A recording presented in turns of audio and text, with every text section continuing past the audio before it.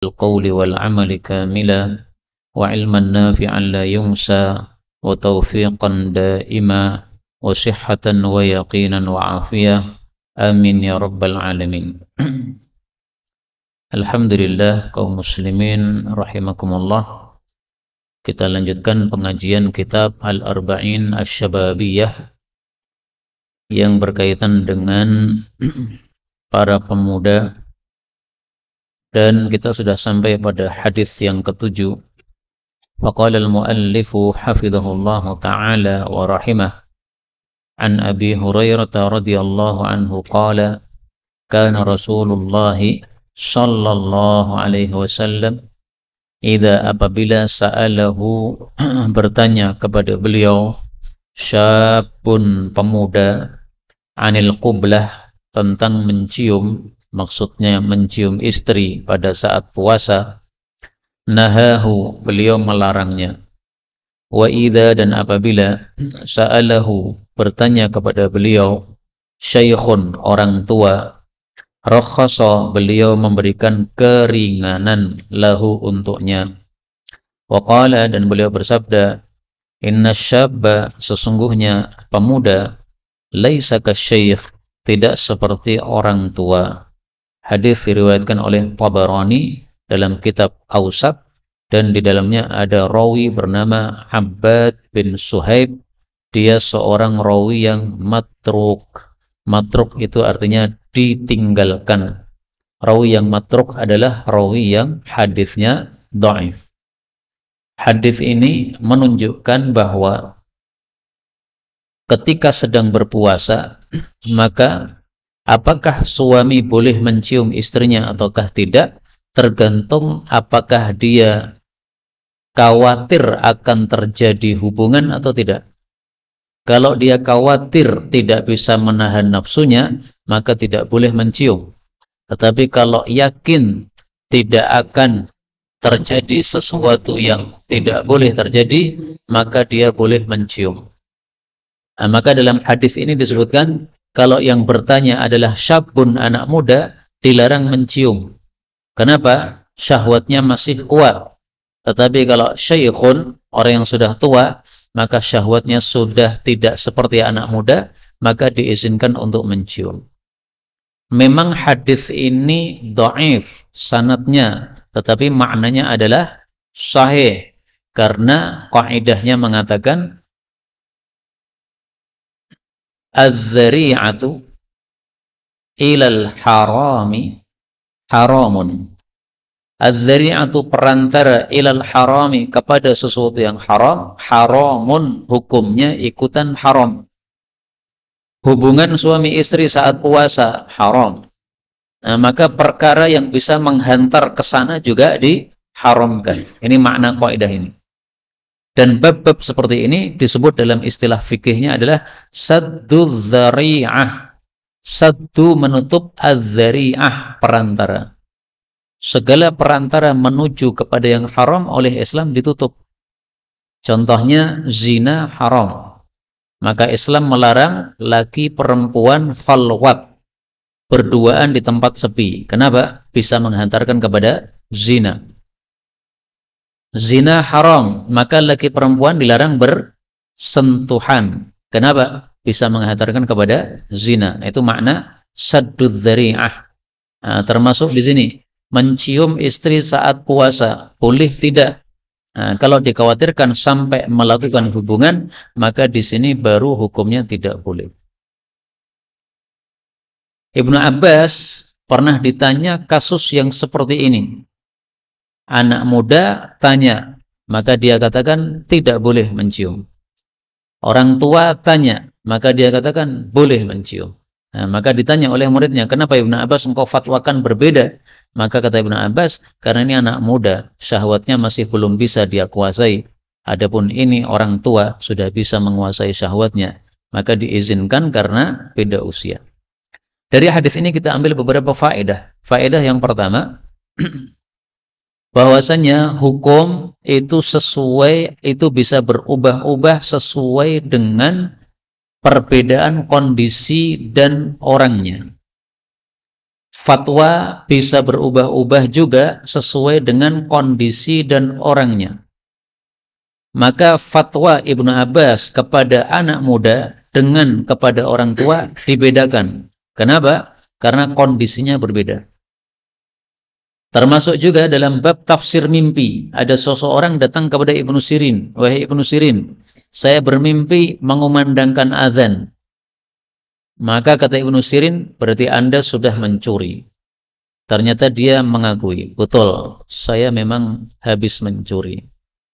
Ada orang lain lagi mengatakan, wahai Ibnu Sirin, saya bermimpi mengumandangkan azan. Maka Ibnu Sirin mengatakan, insya Allah Anda sebentar lagi berangkat haji. Maka orang heran, ini mimpinya sama, mengumandangkan azan, tapi kenapa tafsir mimpinya berbeda? Nah, maka fatwanya berbeda atau tafsir mimpinya berbeda, itu karena perbedaan orangnya. Yang pertama, orang kelihatan orang jelek, orang tidak baik. Dia mengumandangkan azan, itu tafsirannya berarti apa? Maling. Tapi kalau ada orang tampilannya bagus, orangnya kelihatan khusyuk, kelihatan soleh, mengumandangkan azan, maka tafsirannya adalah melakukan ibadah haji. Dari mana Ibnu Sirin mengambil tafsir tersebut? Dari dua ayat Al-Quran. Dalam surat Yusuf, Allah Subhanahu wa Ta'ala menyebutkan kata-kata fa'adzana mu'adzinum ayyatuhal iru innakum lasariqun. Surat Yusuf ayat 70. Thumma adzana mu'adzinun. Kemudian ada seseorang yang mengumandangkan. Mu'adzin itu artinya apa? Mengumumkan atau mengumandangkan pengumuman. Ayyatuhal iru innakum lasariqun. Wahai rombongan pengendara onta, sungguh kalian adalah para maling. Nah, maka ditafsiri dengan ayat ini. Adapun haji diambil dari ayat apa? Ayat apa? Wa adzin fin nasi bil haji, surat Al-Hajj ayat 27. Dan umumkanlah pada manusia supaya mereka melakukan ibadah haji. Umumkanlah wahai Nabi Ibrahim kepada manusia supaya mereka melakukan haji. Maka mereka akan datang dalam keadaan berjalan kaki dan juga mengendarai onta-onta yang kurus yang datang dari segala penjuru yang jauh-jauh. Nah, dari ayat ini diambil pelajaran oleh Imam Ibnu Sirin, berarti muadzin yaitu akan haji karena tanda orang soleh padanya.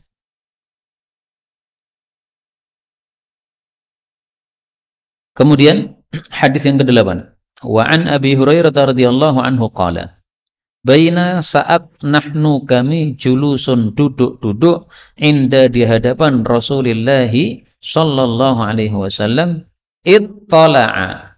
Zal ketemu ta ini boleh idgham menjadi ittala'a. Tiba-tiba muncul alaina kepada kami, ain ketemu ain juga boleh idgham.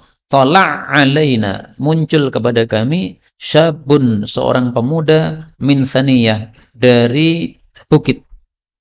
Falamma maka tatkala dana, dia mendekat, minna pada kami, qulna, kami berkata, law anna hadha syab, kalau bahwasanya pemuda ini ja'ala meletakkan quwwatahu, kekuatannya, wa syababahu, dan masa mudanya, fi sabilillah, di jalan Allah, maksudnya jihad, alangkah bagusnya.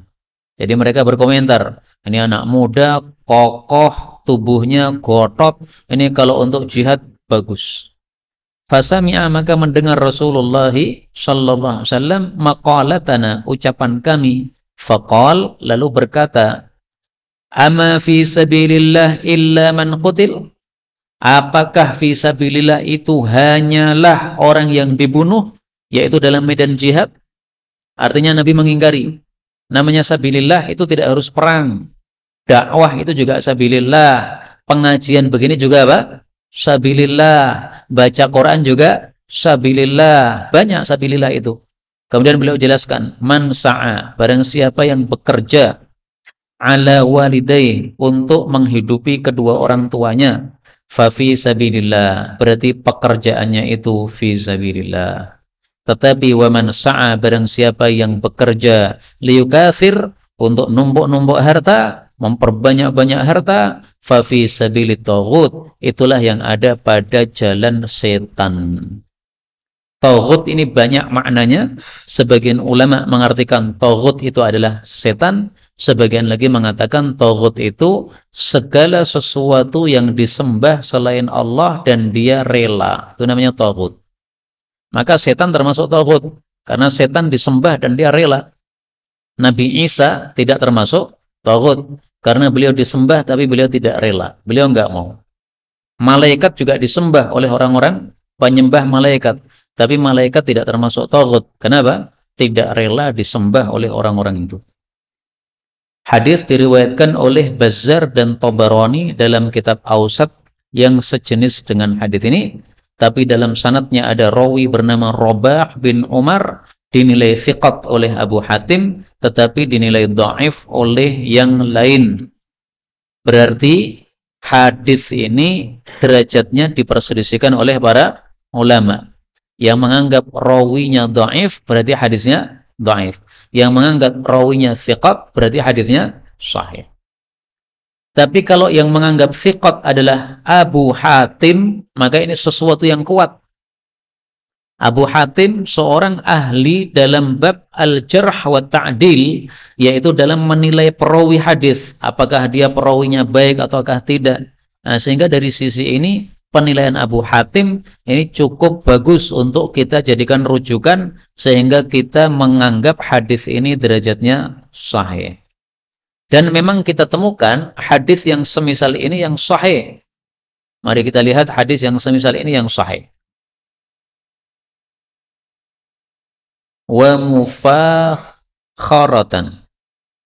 Rasulullah bersabda, "In kana kharaja yas'a 'ala wuldihi sigharan." Kalau dia itu bekerja untuk menghidupi anak-anaknya yang masih kecil, maka itu fisabilillah. Kalau dia keluar bekerja untuk menghidupi orang tuanya yang sudah tua renta, maka itu juga sabilillah. Kalau keluar bekerja untuk menghidupi dirinya supaya tidak minta-minta, maka itu juga sabilillah. Terus yang sabilis syaitan yang kayak apa? Beliau katakan, in kana kharaja yas'ariyaan, kalau keluar bekerja karena pamer, wa mufakharah, menyombongkan diri, fahuwa fi sabilis syaitan, itulah yang di jalan setan. Jadi keluar dari rumah pakai mobil mewah ke kantor supaya orang-orang paham nih, saya mobil paling mewah sekampung ini. Nah, itu baru sabilis syaitan.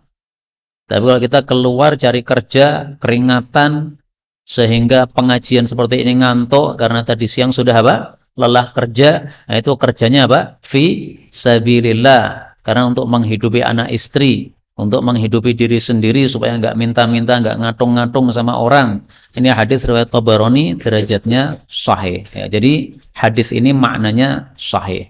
Maka ringkasnya, sabilillah itu adalah segala sesuatu yang meridhokan apa? Allah subhanahu wa ta'ala. Itu namanya sabilillah.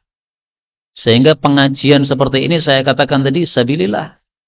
Dan itu ada dalilnya yang sahih. Riwayat Imam Tirmidzi.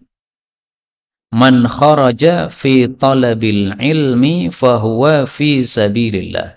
Barang siapa yang keluar dalam rangka mencari ilmu agama, maka itu termasuk fi sabilillah. Hatta yarji' sampai pulang. Hadis riwayat Tirmidzi disahihkan oleh Ad-Diya. Jadi sekarang ini kita sedang apa? Fi sabilillah.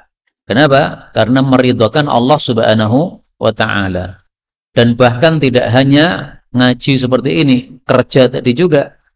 Padahal zahirnya kerja itu cari duit, tapi cari duitnya karena tujuannya untuk melakukan kewajiban menghidupi anak istri, maka termasuk fi sabilillah. Berarti kesimpulannya adalah fisabilillah itu memiliki dua makna. Makna sempit sama makna luas. Makna sempitnya adalah jihad fisabilillah. Makna luasnya adalah segala sesuatu yang meridhokan Allah subhanahu wa ta'ala. Sama dengan kata-kata alun. Ya. Al itu bisa diartikan pengikut, bisa diartikan keluarga. Ali Muhammad, keluarga Nabi Muhammad, itu orang-orang yang tidak boleh menerima harta zakat, seperti para habaib, Habib Rizik dan sebagainya, itu Ali Muhammad. Nah, itu makna sempit, makna khusus. Tapi ada juga makna umum, Ali Muhammad, pengikut Nabi Muhammad. Termasuk kita-kita ini, yang secara nasab darah tidak ada hubungan sama Nabi Muhammad sallallahu alaihi wasallam. Karena kita orang Jawa, Nabi Muhammad orang Arab, nggak ada hubungan nasab sama sekali. Tetapi karena kita pengikut beliau, maka kita termasuk Ali Muhammad. Umat Muhammad juga begitu, ada dua makna, makna sempit sama makna luas. Makna sempitnya umat Muhammad adalah ummatul ijabah, umat yang mengijabahi dakwah beliau, umat Islam. Makna luasnya umat Muhammad adalah semua manusia, baik itu Hindu maupun Buddha maupun Muslim. Pokoknya sejak Nabi Muhammad diutus sampai hari kiamat, semua manusia ini disebut sebagai umat Nabi Muhammad sallallahu alaihi wasallam. Wa ma arsalnaka illa rahmatan lil alamin, semuanya. Nah, maka ada dua makna, makna sempit, makna khusus. Karena itu kalau kita membaca dalil, kita harus hati-hati. Ini yang dimaksudkan makna sempit atau makna umum. Misalnya Rasulullah mengatakan zakat itu tidak halal untuk Ali Muhammad. Nah, di sini makna sempit atau umum ini? Kalau dimaknai sempit benar, dimaknai umum salah. Karena kalau dimaknai umum berarti bertentangan dengan dalil-dalil yang lain. Nah, demikian juga di sini. Sabilillah yang di sini ini sabilillah yang umum. Tapi nanti akan kita temukan juga dalil-dalil yang mengatakan sabilillah maknanya adalah jihad fi sabilillah. Terus untuk mengetahui apakah itu maknanya sempit atau umum gimana? Bisa melihat kepada siyak atau sibak atau lihak. Apa itu siyak? Siyak itu susunan kalimatnya. Apa itu sibak? Sibak itu kalimat-kalimat sebelumnya. Apa itu lihak? Lihak itu kalimat-kalimat setelahnya. Jadi untuk mengetahui makna suatu kata, kita perlu melihat apa? Siyak atau sibak atau lihak. Hadis ke-9.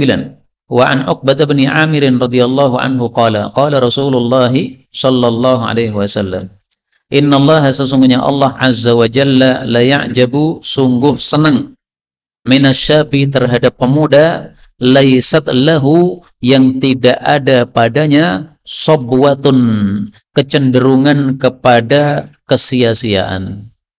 Jadi sobwah itu diambil dari kata-kata sobi. Sobi itu anak kecil. Namanya anak kecil itu sukanya sia-sia, main-main. Ini ada pemuda yang tidak punya kecenderungan kepada kesia-siaan. Itu Allah sangat senang sekali.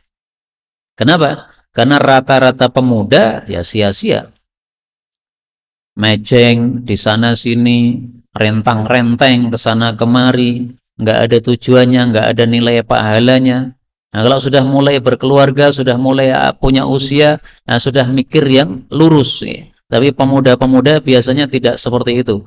Nah, kalau ada pemuda kok tidak memiliki sobwah, ini Allah sangat senang kepadanya. Hadis riwayat Ahmad dan Abu Ya'la dan Tabarani dan sanadnya hasan. Jadi ringkasnya, sifat tidak condong kepada kesia-siaan itu sifat yang baik. Tetapi lebih bagus lagi kalau dilakukan oleh pemuda. Dilakukan oleh orang tua, baik. Tetapi kalau dilakukan oleh pemuda, maka lebih baik. Kalau orang tua tidak memiliki sobwah, ya wajar. Orang tua sudah dekat kuburan, dia sudah sibuk persiapan untuk kuburannya. Tapi kalau ada anak muda tidak punya sobwah, nah ini luar biasa. Sehingga maksud hadis ini, mari kita didik anak-anak kita sebisa mungkin jadi pemuda-pemuda yang ahli ibadah, yang tidak memiliki sobwah. Salah satu guru kami, Syekh Ibrahim Rafiq At-Tawil namanya, beliau mengatakan anak-anak itu jangan dibiarkan main play setan. Kenapa? Karena kalau main play setan itu menghabiskan waktu, dan itu nanti jadi tuman, ya. Sehingga karena tuman, ketika dia sudah dewasa pun dia masih suka untuk main PlayStation itu. Kata beliau, kasih mainan anak-anak yang mendidik, yang ada nilai manfaatnya. Sehingga game yang ada di HP itu juga tidak sepantasnya untuk mainan anak-anak. Ya sesekali dikasih waktu 5 menit, 10 menit, oke lah. Tapi kalau hari-harian mainannya game pada HP, maka itu nanti ketagihan, sehingga kalau tidak nge-game rasanya seperti orang yang biasa ngopi nggak ngopi, yang biasa ngerokok nggak ngerokok. Rasanya seperti ditapui cangkeme ini, karena belum ngerokok. Nah, anak yang sudah terlanjur ketagihan juga begitu, nggak pegang HP, nggak nge-game, rasanya belum melakukan sesuatu yang sangat penting. Nah, maka hal-hal seperti itu harus kita didik pada anak-anak kita, supaya nanti ketika dia muda, menjadi pemuda, tidak memiliki syahwah. Kemudian dari hadis ini kita ambil pelajaran bahwa Allah itu punya sifat ya'jab, senang. Tetapi kita sudah tahu dalam Al-Quran, Allah itu laisa kamitslihi syai', tidak seperti siapapun. Sehingga senangnya Allah jangan dikira seperti senangnya makhluk. Kalau kita senang itu hati kita berbunga-bunga, kemudian kita jadi ceria. Nah, Allah tidak seperti itu. Demikian juga hadis yang mengatakan Allah tertawa, Allah tersenyum, Allah datang, Allah turun, tangannya Allah terhampar. Ini semuanya jangan dibayangkan seperti manusia. Tetap kita mengatakan seperti yang dikatakan oleh Nabi. Nabi mengatakan Allah senang, kita katakan Allah senang. Nabi mengatakan Allah turun, kita katakan Allah turun. Tetapi laisa kamitslihi syai'un, sehingga turunnya Allah tidak seperti turunnya kita. Maka ada orang mengatakan, jangan katakan Allah turun, karena kalau Allah turun dari singgasananya berarti singgasananya kosong. Nah, maka kita jawab, Allah itu laisa kamitslihi syai'. Sehingga kalau Allah turun itu jangan kamu bayangkan kursinya Allah atau singgasananya Allah kosong. Itu kan manusia. Abu Zaidan turun, ya kursinya kosong. Itu manusia. Allah enggak seperti itu. Ya sudah, katakan turun, titik, selesai. Tapi enggak usah ditakwil-takwil. Karena sebagian orang itu sukanya mentakwil. Allah turun maksudnya rahmat Allah turun. Nah, kalau yang dimaksudkan adalah rahmat Allah turun, kenapa Allah mengatakan Allah turun ke langit dunia pada setiap sepertiga malam, kemudian Allah mengatakan siapa yang doa akan saya kabulkan? Apakah berarti rahmat Allah teriak-teriak begitu? Rahmat Allah mengatakan siapa yang doa akan saya kabulkan? Kan enggak begitu kan maksudnya kan? Yang ngomong kan juga Allah kan? Nah, maka enggak usah ditakwil-takwilkan. Termasuk di sini Allah senang, ya sudah Allah senang. Adapun hakikatnya bagaimana, kita pasrahkan maknanya kepada Allah Subhanahu wa taala. Sebagai penutup, contoh seorang pemuda yang tidak punya syahwah itu adalah Al-Imam An-Nawawi, penulis kitab Riyadhus Shalihin. Pada saat dia masih muda atau anak-anak, dia nangis di bawah pohon. Diperhatikan oleh seorang syekh. Ini ada anak kecil nangis di bawah pohon. Ngapa ini? Ternyata dia dipaksa oleh teman-temannya untuk main bola. Nah, dia nggak mau main-main. Ini sia-sia seperti ini. Dia akhirnya lari menjauh dari mereka, berada di bawah pohon, menghafalkan Quran. Maka syekh ini kemudian mencari, ini anak ini siapa bapaknya? Dicari rumahnya, kemudian bapaknya dipesani, Pak, ini anakmu dijaga sebaik-baiknya. Dia harus hafal Quran, dimasukkan sama sekolahan di sekolahan tahfidz Quran sana. Karena dia akan menjadi seorang wali Allah yang besar. Maka bapaknya Imam Nawawi mengatakan, apakah engkau itu munajjim? Apakah engkau itu arraf, ya, dukun, kok kamu bisa menebak-nebak? Maka beliau mengatakan, saya bukan dukun, tetapi Allah yang membuat saya bicara seperti ini. Ternyata betul sesuai firasat kiai tadi, Imam Nawawi menjadi seorang ulama yang besar. Nah, itulah seorang ulama yang dulunya syabun laisat lahu sabwah. Tapi harus kita tahu bahwasanya orang-orang seperti Imam Nawawi tidak bisa kita paksakan untuk anak-anak kita. Orang-orang seperti Imam Nawawi dari 1001, sehingga nggak boleh kita paksakan anak-anak kita, nggak boleh main, harus hafal Quran terus. Nah, itu memaksa anak, nggak benar begitu. Wallahu a'lam bishawab, walhamdulillahi rabbil alamin.